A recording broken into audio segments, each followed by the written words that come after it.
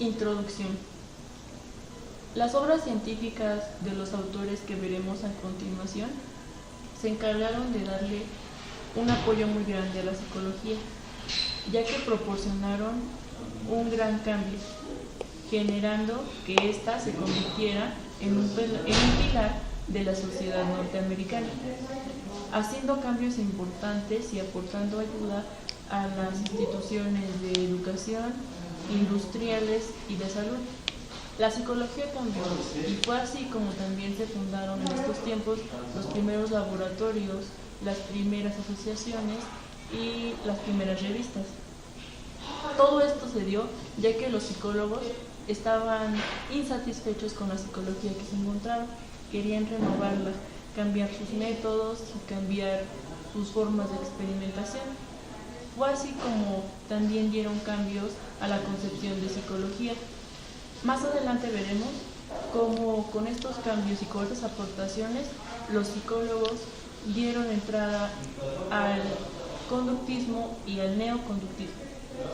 Edward Thorndike nace en el año de 1874 y muere en el año de 1949. Bueno, él fue pionero de la psicología del aprendizaje.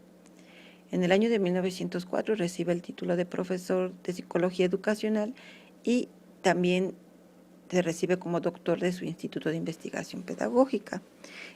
Una aportación muy interesante fue la de los diferentes tests para medir la capacidad intelectual y las aptitudes de la persona. Y entre sus obras, en el año de 1903, publica lo que es Educación y Psicología. En el año de 1904, Teoría Mental en la Sociedad. 1911, Inteligencia Animal. En el año de 1940, La Naturaleza Humana y el Orden Social.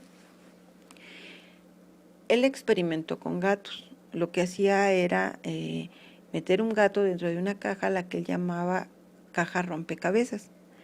El gato, al estar incómodo y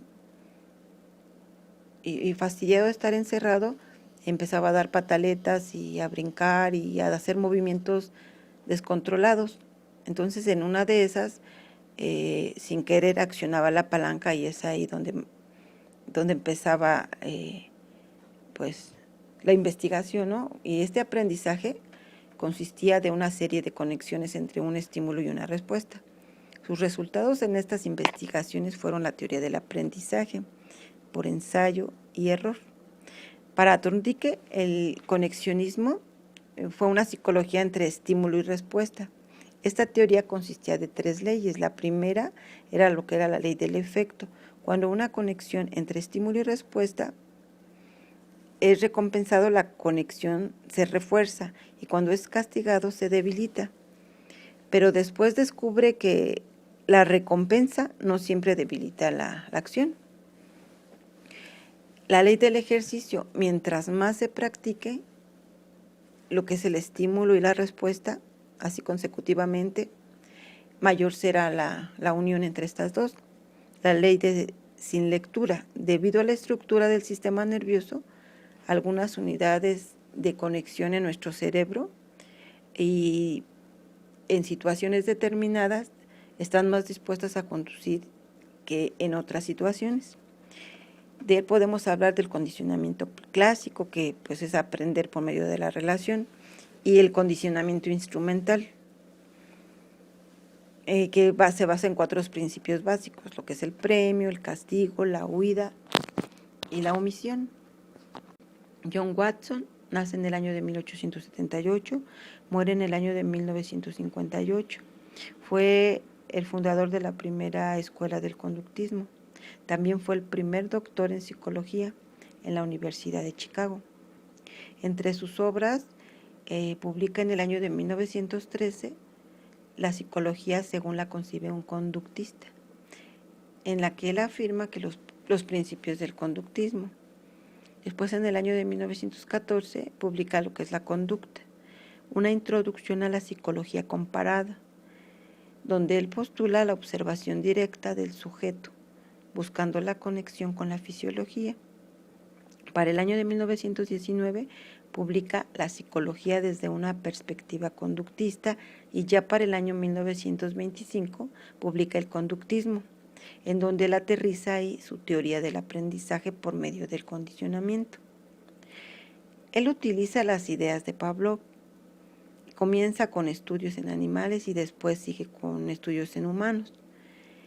Para Watson, el ser humano apenas nace con unos instintos y algunos reflejos, entonces también con algunas emociones como es el amor y la furia. Todos los demás comportamientos los va adquiriendo a través de acontecimientos o la experiencia vivida y por medio del condicionamiento, lo que es el estímulo y la respuesta, como cuando el bebé llora y la mamá lo levanta, y entonces ya el bebé sabe que cuando va a llorar, pues va a haber una respuesta de que lo van a cargar. Watson experimentó con un bebé, el niño llamado Albert.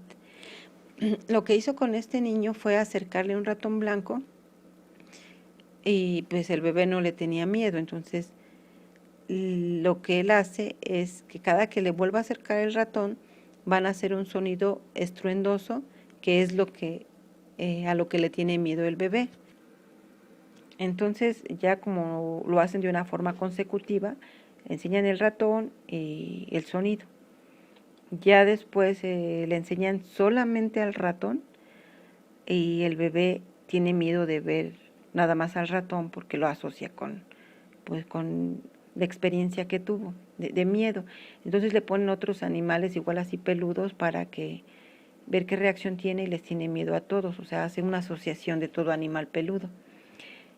Ya después de ahí se da cuenta Watson que puede haber una extinción del condicionamiento creado, porque le sigue mostrando al ratoncito blanco varias veces ya sin ningún ruido, sin ningún estímulo agresivo, y el bebé poco a poco va olvidando ese miedo y va superando esa mala experiencia que tuvo.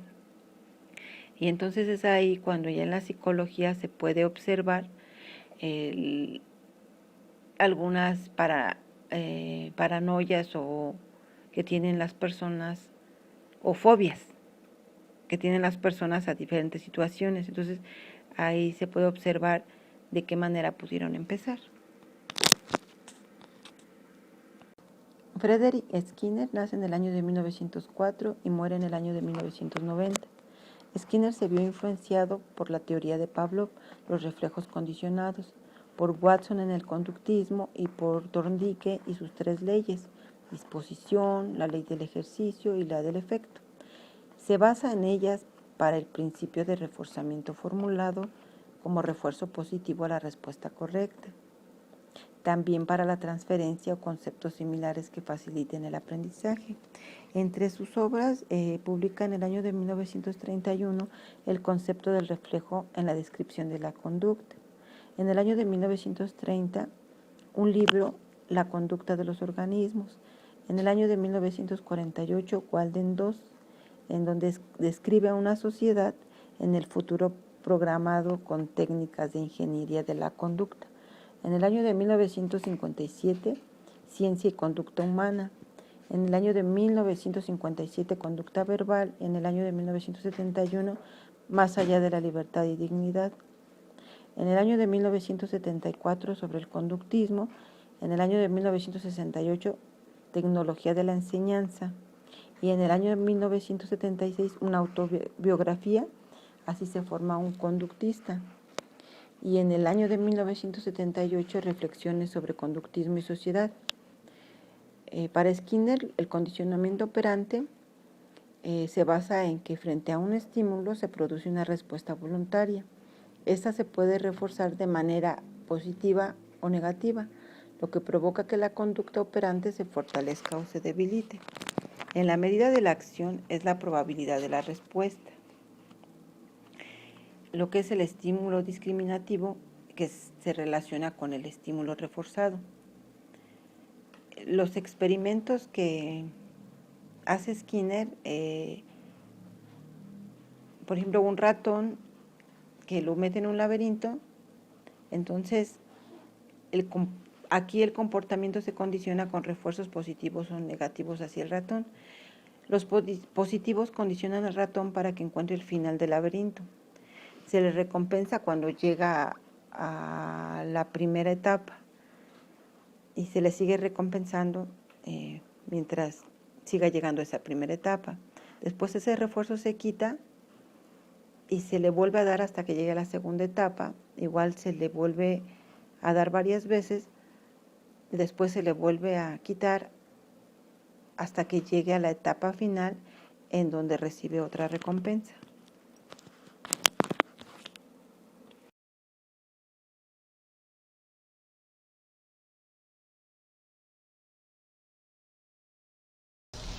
En esta década, un grupo de profesionales como Edward Charles Tolman y Carl Leonard Hurd desarrollan la corriente del neoconductismo.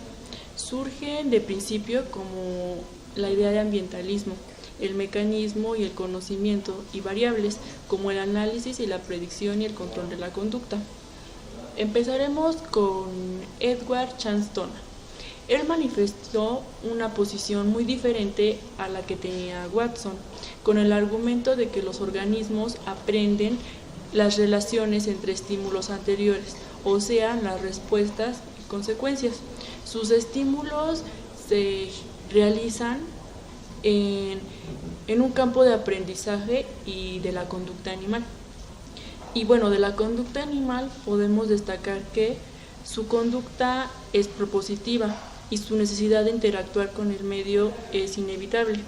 Tienen una tendencia a descubrir y a elegir siempre las opciones o el camino más fácil. Ellos nunca se guían por lo difícil. Su objeto de estudio fue una conducta que siempre debe ser observable. Su método fue un método experimental. Él siempre aceptaba las pruebas y como un ejemplo de esto fue su método del laberinto, el cual supone que el aprendizaje es una modificación del conocimiento. Y bueno, su concepción que tiene del organismo es que el organismo es siempre activo y que los sujetos aprenden no porque siempre asociemos las cosas, sino porque funcionamos en variables intermedias que son las variables intermedias que se citan. Y creía que la psicología debería concentrarse en una conducta molar. Y bueno, la conducta molar quiere decir que es organizada o está haciendo con un propósito cognoscitivo o dócil. Esto es un manejo aceptable de la manifestación de acuerdo con lo que encontraremos como consecuencias. Todo esto es con base a la historia que se tenía del conductismo y de la teoría del aprendizaje.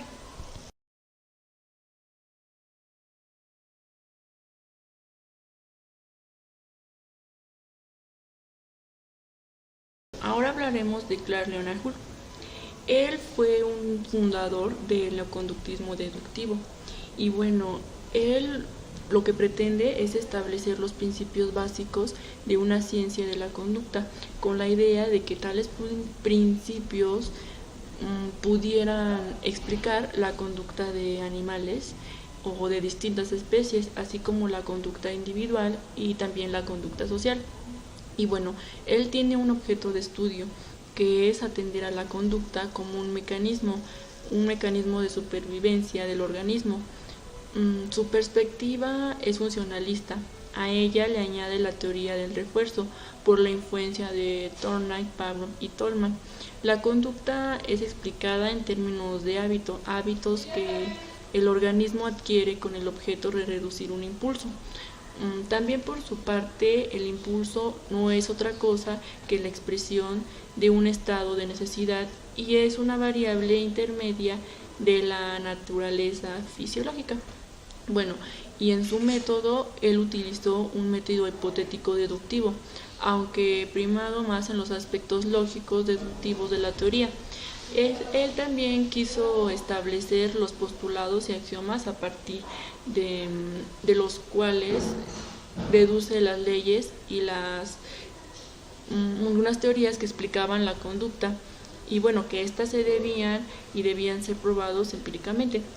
Él también tiene una concepción del organismo y es que es activo con la capacidad de adaptación y que aprende por el esfuerzo, o sea que se da como una reducción por el impulso. Bueno, ahora retomando algunos puntos sobre Tolman y Hulse, podemos decir que Tolman intentaba demostrar que el propósito y la cognición son reales, y Hulke y sus seguidores respondían intentando demostrar los fallos de las demostraciones de Tolman. Ambos querían formar teorías científicas del aprendizaje y pues también de la conducta. Y bueno, ellos querían que se aplicaran al menos en todos los mamíferos, incluyendo a los seres humanos. Estos dos personajes perseguían un objetivo en donde teorizaban y experimentaban con ratas. Ellos también rechazaban que la conciencia fuera un objeto de la psicología y defendían que la tarea de la psicología era describir, predecir y controlar la conducta de los dos conductistas metodológicos. Y bueno, también ambos recibieron la influencia del positivismo lógico y aparentemente lo asumieron y fue como crearon el neoconductismo. Mi conclusión personal. Concluyo que el conductismo es una corriente de la psicología que se basa en el empleo o los procedimientos que son estrictamente experimentales para estudiar el comportamiento, que siempre debe ser observable como la conducta y considerando un conjunto de estímulos del entorno que como pueden ser el estímulo y la respuesta. Y bueno, en la actualidad sabemos también que el enfoque del conductista es mucho más amplio y flexible y que en estos tiempos, en estos tiempos es diferente a los tiempos en los que estaba Watson, y los conductistas modernos todavía investigan los estímulos y las respuestas observables del aprendizaje, pero sin duda ahora también estudiamos cada vez más los fenómenos más complicados que no se pueden observar tan directamente, como el amor, la atención, la empatía, la confianza y la personalidad. A este nuevo tipo de conductismo es el que se le llama neoconductismo. Gracias. Conclusión. El contexto social en el que se desarrolla la psicología rusa pues es muy extremo, estamos hablando de una revolución. Y es muy interesante porque se desenvuelve dentro de situaciones muy extremas en donde los sentimientos sociales pues sí son muy intensos y las investigaciones por la misma situación social son más amplias. En el caso del pensamiento de Vygotsky, él nos ofrece teorías básicas en el desarrollo humano, pues habla de que precisamente el contexto social es básico para el desarrollo de la inteligencia del individuo. Y para el cognoscitivo, que se desarrolla a través de la imitación, ya sea de padres, amigos, maestros o todo su entorno social.